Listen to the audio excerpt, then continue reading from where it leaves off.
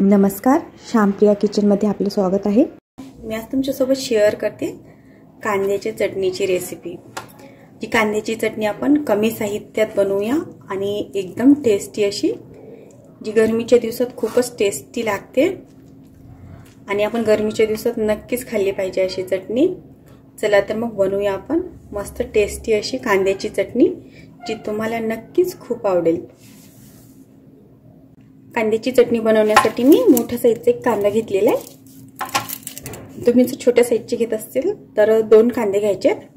कांदा आपल्याला उन्हात खूप उपयोगी ठरतो, म्हणजे उन्हापासून होणारा त्रास हा कमी करतो, उन्हापासून होणारे आजार पण कमी करतो। उष्माघाताचा वगैरे त्रास होणारा तो नक्कीच कांदा कमी करतो, शरीराला आपल्या थंडावा देतो। गरमीच्या दिवसात नक्कीच कांदा खायला पाहिजे।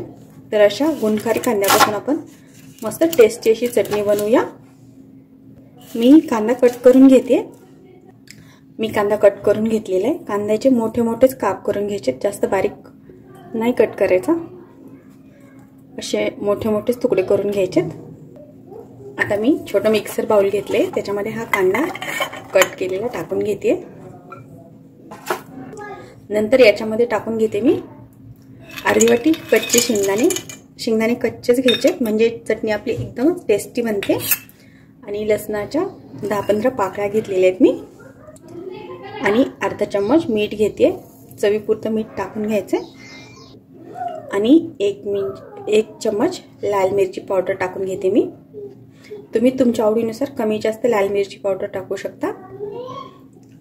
तुमची मिरची कशी आहे, जास्त तिखट किंवा जास्त तिखट पाहिजे असेल किंवा कमी तिखट, तर तुम्ही तसं मिरची पावडर टाकून घ्यायची।